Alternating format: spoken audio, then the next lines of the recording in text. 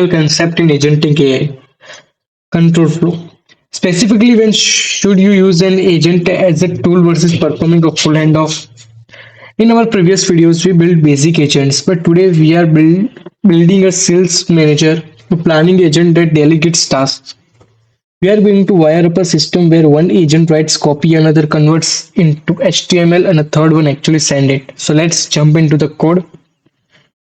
So first look at the agent as tool. Sometimes you want an agent to do a specific job and then give control back to the main agent.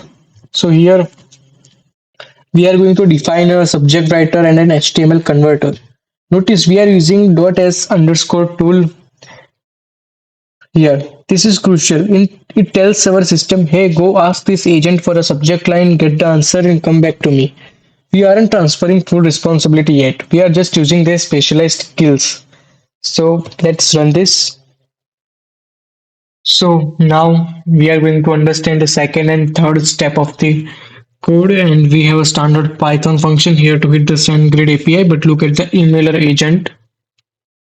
Its instructions are strict. Write a subject, convert to HTML, then send.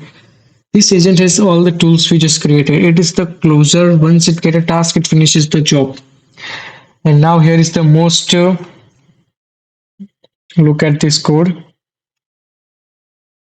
Okay, tool. So here is the sales manager has access to different sales tools to generate content. But look at the instruction. After picking the email, you hand off to the email manager. Why a handoff? Because unlike a tool, a hands-off passes control across. Once the sales manager picks the best email copy, its job is done. It doesn't need the result back. It delegates the execution entirely to the email manager to format and shape it.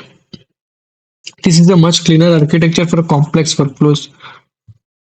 So, to summarize, use agents as tools when you need a specific answer, return to your main workflow, use hands-off when you are moving to the next stage for pipeline and don't need to look back. So if you found this breakdown helpful, smash that like button and subscribe to Cloud for more Agentic AI tutorials. I'll see you in the next one. Before that, you just look at the whole code.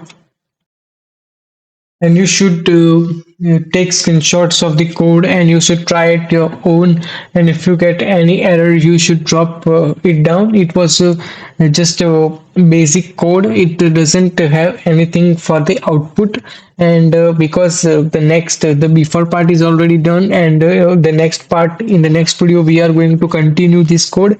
So till then you have to make sure that you use this type of codes as practice as well, so you will get a grip to use this kind of codes. And in the next video we are going to see how sales manager execution actually works. So till then, thanks for watching. If you have any question or any doubt, feel free to ask in the comment section below. I will answer you as soon as I can. Thank you for watching. Bye and have a nice day.